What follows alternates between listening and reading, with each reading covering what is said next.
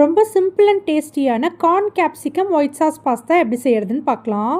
முதல்ல ஒரு சாஸ்பேனில் 1 cube butter, கொஞ்சமாக ஆயில் சேர்த்து நல்லா சூடானதும் 3 ஸ்பூன் மைதா சேர்த்து லோ ஃப்ளேமில் வச்சு நல்லா ஃப்ரை பண்ணிக்கலாம். மைதா லைட்டாக கலர் மாறி வந்ததும் 250 ml காய்ச்சி ஆற வச்ச பால் சேர்த்து லம்ஸ் எதுவும் ஃபார்ம் ஆகாத அளவுக்கு நல்லா மிக்ஸ் பண்ணி ஒரு 5 நிமிஷம் கொதிக்க வச்சுட்டு தனியாக வச்சிடலாம். அடுத்து கடாயில் 2 கியூப் பட்டர் சேர்த்து நல்லா மெல்ட் ஆனதும் பொடியாக சாப் பண்ணி வச்சுருக்க 5-6 பல்லு பூண்டு, ஒரு வெங்காயத்தை சேர்த்து நல்லா வதக்கிக்கலாம். வெங்காயம் லைட்டாக கலர் மாறி வந்ததும் பொடியாக சாப் பண்ணி வச்சுருக்க 2 மீடியம் சைஸ் கேப்சிகம், கைப்பிடி அளவு வேக வச்ச ஸ்வீட் கார்ன், தேவையான அளவு உப்பு, கொஞ்சமாக ரெட் சில்லி ஃப்ளேக்ஸ், ஃப்ளேவருக்காக கொஞ்சம் ஆரிகானோ, கொஞ்சம் இட்டாலியன் சீசனிங் சேர்த்து ஒரு 2 நிமிஷம் நல்லா வதக்கி விட்டுக்கலாம்.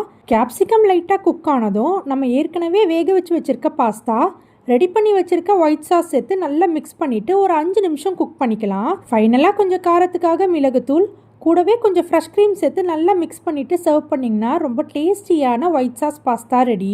உங்களுக்கும் இந்த மாதிரி பாஸ்தா ரெசிபீஸ்லாம் பிடிக்கும்னா கண்டிப்பாக ஒரு லைக்கை தட்டி விடுங்க. நான் போடுற ரெசிபீஸ் உங்களுக்கு ரொம்ப யூஸ்ஃபுல்லாக இருக்குன்னு நினச்சிங்கன்னா என்னோட சேனலை சப்ஸ்கிரைப் பண்ணிக்கோங்க. நாளைக்கு வேறு ஒரு ரெசிபியோட பார்க்கலாம்.